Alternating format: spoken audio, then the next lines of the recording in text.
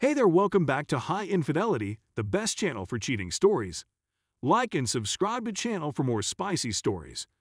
Now, let's get into today's story video. I, male 27, accidentally that discovered proof via T-Mobile data that my girlfriend, female 34, of 5 years and mother of my son has exchanged 1,400 plus text and photos with a guy from a town over that she absolutely denies. Using T-Mobile data, I accidentally discovered evidence that my girlfriend of 5 years and my son's mother had exchanged more than 1,400 text and image conversations with a guy from another town, which she completely denies.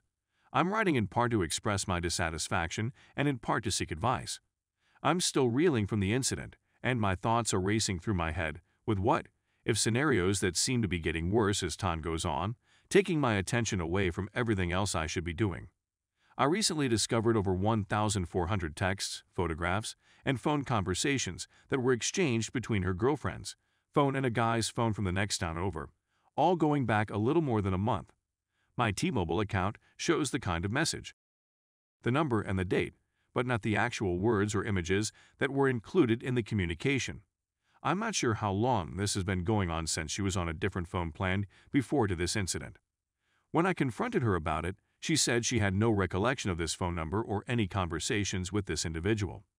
Without her knowledge, all of the records of her phone calls and texts have been deleted, which can only be explained if they were manually erased. Despite her attempts to provide justifications, such as the fact that her mother was using her phone, there were instances in which both myself and another individual were messaged at the same time. It doesn't make sense unless her mother was impersonating her and communicating with me and this other individual. Even if they were conversing on the phone, I'm certain that her mother was not there at any of the periods during which these chats and image exchanges took place. Her flimsy reasons and complete lack of recall of her conversations with this individual do not add up. Until the end of time, she will continue to reject everything that comes her way. Date, on the other hand, does not lie. It is people who do. As of right now, even if she hadn't been having an affair with another guy behind my back, I've come to the conclusion that our relationship would not have worked out due to a lack of a strong foundation of trust and open communication between us. She has consistently shown that she is untrustworthy and unreliable. For example, she believes it is completely okay to go on a binge and then vanish for a day or more at a time without making any contact with me to let me know she is all right, where she is, or when she plans to return to her house. I work away from home, and not knowing who is looking after our child since I am unable to connect with her is really frustrating. Although I have expressed my concern about our communication and we have spoken about it, she continues to behave in the same manner and seems surprised when we disagree again, despite my efforts to enhance communication. After the many years we've spent together, I've come to the conclusion that she really lacks the ability to comprehend my point of view or the consequences of her actions. She either doesn't understand or is unwilling to entertain other points of view. It's out of her story or nothing. It doesn't help that she doesn't work much and doesn't have a vehicle, that I had to pay her traffic ticket in order for her license to be reissued, and a slew of other things. Since I work my tail off as a full-time engineering tech at Intel while still attending school full-time on the GI Bill, I am able to pay for almost everything. However, we are attempting to live the American dream only to have this happen. There have been more than 5 years wasted in an unsuccessful effort to adapt what started as a young and exciting but stormy relationship into a loving family bond. Although it may not seem like much to some of you, it is a significant amount. There are many little things that accumulate over time, and the same old issues reoccur again and time again, regardless of how they are addressed. It's almost like nature is cyclical in this way. The straw that finally broke the camel's back is, in a way, this. We've overcome a lot of challenges in the past, but I'm not sure I can keep up the pace. That's not to mention that all of the money and work I put into locating a place for us will be wasted on paying for a lawyer so that my time with my child is not limited by her vindictive behavior. Do you think that data recovery professionals would be able to retrieve the lost messages from the Android device? The fact that I don't know is driving me nuts at this point. All I want is to see the truth beneath the illusions, no matter how painful it may be. Although I understand what has to be done, doing it in the knowledge of what will follow is very difficult. What would you do if you were in this situation? What are your thoughts? Edit, you're correct. I shouldn't concentrate on acquiring the text message information. I have more pressing matters to attend to, such as finding a counsel. It hurts to let it go and not know the whole truth, but it's not as essential as spending time with my kid and asserting my rights as his father. Update 1. I've selected a number of legal firms that I'll contact first thing in the morning when they open. The goal is to evaluate them all and choose the one that I feel will be the most appropriate for the situation before proceeding with the paperwork. In the area, the usual retainer fee is between $5,000 and $10,000 per hour. Exactly how much of it will be devoted to this drama will be determined only by how hard she fights me on it. My initial goal is to attain 50/50 since my current employment and school schedule, which allows me to provide for my child and pay for bills, will not allow me to care for him on a more frequent basis than I already do. My family is not in the neighborhood to help with daycare, and I cannot afford to hire a full-time nanny to care for my children. This situation is aggravated by the fact that my place of employment is around 300 miles away from my residence. I normally stay at work for 3 to 4 days before going home for the weekend. The other 3 or 4 days of the week, I am at home all day, and keeping an eye on him isn't a difficult thing to do. In order to address this problem, I'm considering remote work as a solution, but since my GIP demands me to be hands-on in the engineering lab, this may not be feasible. Update 2. A DNA test was conducted a few years ago and revealed that my son is mine.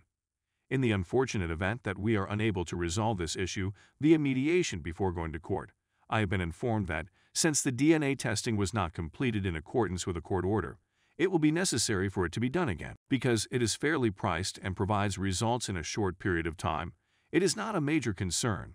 That is excellent advice, and I've personally encountered some men who have had the scenario backfire on them, so thank you to those who made that suggestion. Update 3. I feel obligated to maintain in contact with her since she is the only one who can keep me in touch with my 2-year-old child who lives with her.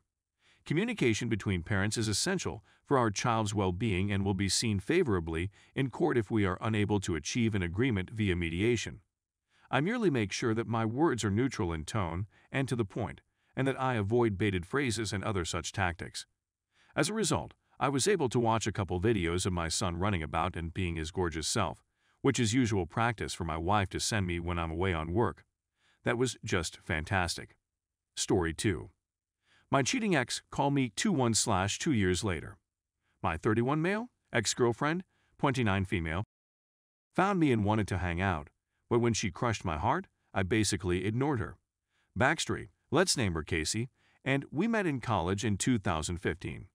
We had so many things in common that we became fast friends. She invited me out, and we had a fantastic relationship, or so I thought. We had dreams together, exchanged pictures every now and then, and we do a lot of things together, not yet. I planned to propose to her over the Christmas season of 2019 after I had given her parents and siblings presents. I even gave her mother, who despises me, a present. Casey works at a hospital. Therefore, she'll be able to get off work later, or so I thought. She didn't arrive to her parents' house until 5 p.m., but I arrived and decided to give everyone presents. When I give her younger sister 20F, let's call her Sherry, a laptop, she tears up and hugs me, since she has always wanted one for school. Casey's father received a new BBQ grill. Sherry told me I couldn't take it any longer and burst into tears. I inquired as to what was the situation. She drew me into her room right away, and her father joined her. Sherry continued repeating, "I'm sorry, I'm sorry, I'm sorry, I'm sorry, I'm sorry." I couldn't figure out why. She then displayed a pregnancy test and informed me that it belonged to Casey. I absolutely lost it and wanted to know why and how long the affair had lasted. Sherry informs me that the affair occurred in the start of 2019. She went to visit him when I was working hard at my manufacturing job. Making things worse, Casey's mother was the one who showed Casey the AP.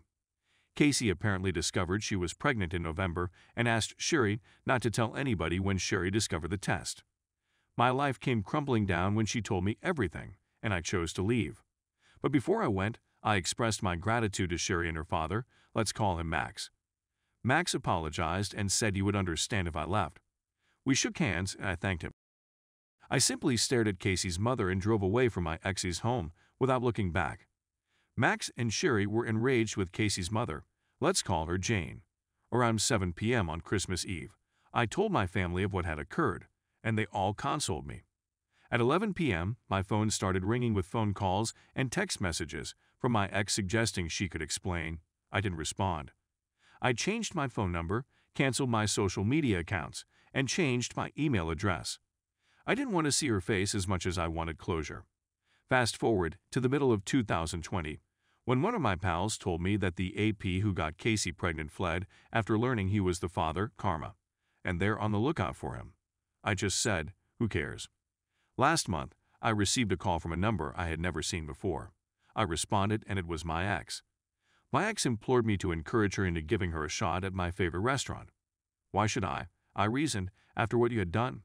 She rambled on, and I simply ignored her since I didn't want to go through the same ordeal she had.